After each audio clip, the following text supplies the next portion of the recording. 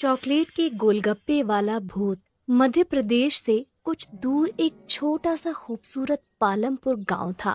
वहाँ छोटी छोटी नदियाँ थी, तरह तरह के पहाड़ थे और प्रकृति का बहुत खूबसूरत रूप यहाँ देखने को मिलता था।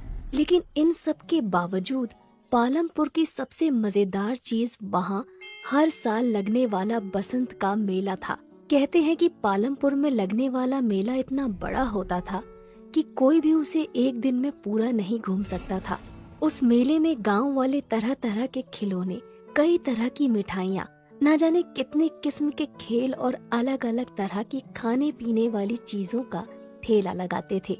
और इन ठेलों में से एक सबसे मशहूर ठेला था सुरेश चाट भंडार। 4 पहियों की इस ठेले पर सुरेश चाट पापड़ी, टिक्की और गोलगप्पे बेचता था।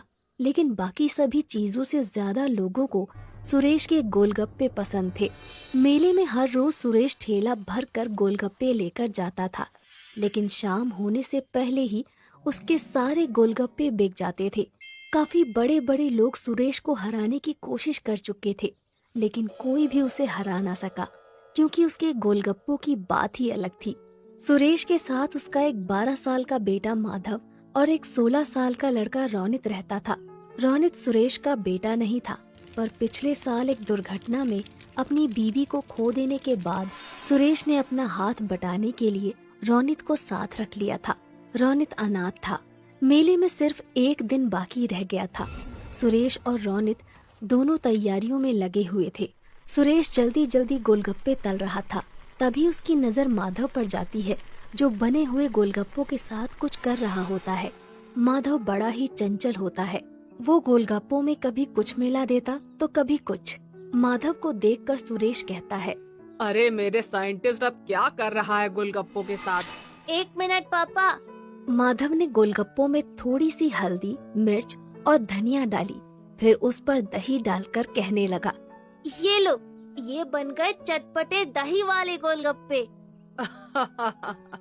जब तू गोलगप्पे बेचेगा ना, तब ये सब नुस्खे अपनाना। अरे माधव, पढ़ लिख कर गोलगप्पे क्यों बेचेगा? क्यों, क्या खराबी है? काम इंसान को छोटा बड़ा नहीं बनाता, बल्कि इंसान काम को छोटा बड़ा बनाता है। अच्छा, मतलब ये गोलगप्पों में मिर्च धनिया भरकर बड़ा इंसान बन जाएगा? क्या पता बन जाए। तुम्हें पता है, माधव जिस उम्र में है, उस उम्र में एक इंसान का दिमाग सबसे ज्यादा तेज होता है।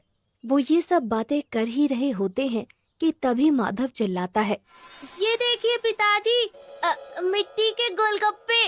ये देखकर रोनित हंसने लगता है और कहता है, अगर गोलगप्पे में मिट्टी मिला देना दिमाग है, तो अच्छा है मेरे में कम दिमाग है। अच्छा चुप रहो, वो हरी वाली पोटली लाकर इस पानी में मिला दो। मैं बाहर काम से जा रहा हूँ, आते हुए रात को देर हो जाएगी। ये कहकर सुरेश वहाँ से चला जाता है और रोनित पोटली के पास चला जाता है। वहाँ 2 रंग की पोटलियाँ होती हैं, एक लाल और एक हरी। रोनित गलती से हरी की जगह लाल वाली पोटली उसमें मिला देता है। तभी उसे बाहर से कुछ आवाज आती है और रोनित बिना पानी को देखे ही बाहर चला जाता है।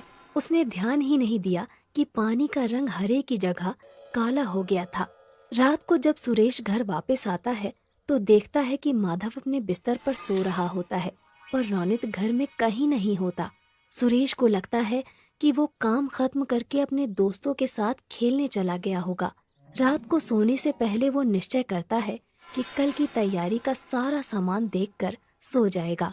वो चाट पापड़ी देखता है, जो कि बिल्कुल ठीक होती है। गोलगप्पे भी अच्छे ही दिख रहे होते हैं।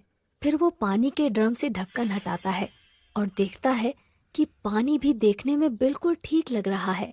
उसका रंग भी आम तौर की तरह हरा ही है। सुरेश चैन की सांस लेता है और सो जाता है। अगले दिन सुबह सुबह सुरेश मेले में अपना ठेला लेकर पहुंच जाता है।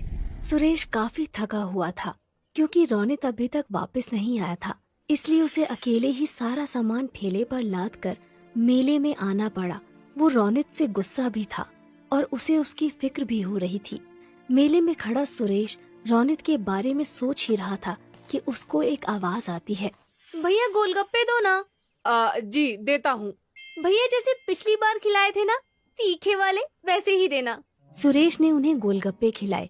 गोलगप्पे मुंह में रखते ही लड़की ने वापस बाहर निकाल दिया और कहा, ये क्या वाहियात गोलगप्पे हैं। सुरेश चौंक गया। लड़की ये कहकर वहाँ से चली गई और सुरेश ने एक गोलगप्पे में पानी भरकर अपने मुंह में रखा। उसने फौरन उसे बाहर निकाल दिया क्योंकि गोलगप्पे का स्वाद सचमुच बहुत खराब था। जल्द ही ये खबर पूरे मेले में फैल गई और कोई भी सुरेश से गोलगप्पे लेने नहीं आया। शाम तक एक भी गोलगप्पा नहीं बिका और परेशान होकर सुरेश वापस जाने लगा। वो अपना ठेला खींचता है और वापस जा रहा था कि उसने देखा कि मेले में एक नई दुकान लगी है जहाँ काफी भीड़ है। उसने पास जाकर देखा तो एक नई कंपनी गोलगप्पे बेच रही थी और लोगों की भीड़ वो गोलगप्पे खा रही थी। सुरेश इधर उधर नजर दौड़ा ही रहा था कि उसने देखा कि गोलगप्पे रौनित बेच रहा था। सुरेश समझ गया कि ये वही कंपनी है जो सुरेश को काम पर रखना चाहती थी, पर सुरेश के मना कर देने पर उन्होंने रौनित को पटाकर उसका काम खराब कर दिया। सुरेश कुछ नहीं बोला। उसने अपना ठेला लिया और चलने लगा। उसे इस बात का दुख नहीं था कि उसके गोलगप्पे नहीं बिके, पर इस बात का ज्यादा दुख था कि जिस रौनित को उसने अपने बच्चे की तरह पाला, उसने उसे धोखा दे दिया। यही सोचते सोचते वो घर पहुंच गया।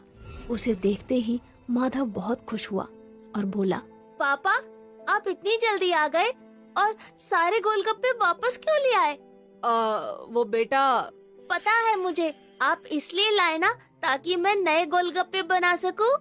सुरेश ने मुस्कुराकर कहा।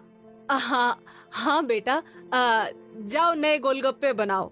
ये सुनकर माधव खुश हो गया और कुछ गोलगप्पे लेकर वहाँ से चला गया।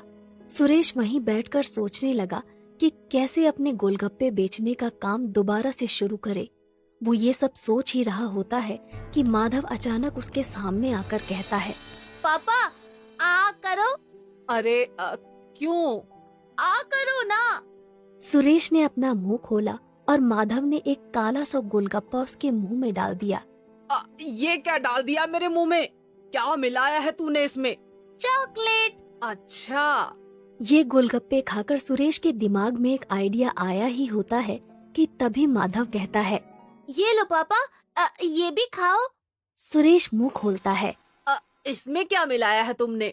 मिट्टी और लाल मिर्च। सुरेश हंसने लगता है और माधव को गले से लगा लेता है। फिर सुरेश पूरी रात अपने कमरे में कुछ करता रहता है। अगले दिन मेले में रौनित के गोलगप्पे बिक रहे होते हैं। तभी एक आवाज आती है, ये क्या खा रहे हो? वहाँ चलो सुरेश के पास, कुछ नए किस्म के गोलगप्पे आए हैं। ये सुनते ही सब सुरेश के पास चले जाते हैं और देखते हैं कि उसके ठेले पर चॉकलेटी रंग के बेहद खूबसूरत और अलग से गोलगप्पे रखे हैं। सब वो गोलगप्पे खाते हैं और सुरेश की बहुत तारीफ करते हैं। तभी रौनित वहाँ आता है और कहता है, तुमने ये कब बनाए? मेरे जिस बच्चे का तुम मजाक उड़ाते थे उसी का आइडिया है ये। ये किसके गोलगप्पे हैं? चॉकलेट के। अच्छा, मैंने तुम पर बहुत भरोसा किया था रौनित, पर तुमने वो तोड़ दिया। रौनित कुछ कहने ही वाला होता है कि अचानक भीड़ से आवाज आती है, और गोलगप्पे दो भैया। अरे भैया, और गोलगप्पे तो खिलाओ। अरे बिल्कुल बिल्कुल, अभी खिलाता हूँ मैं।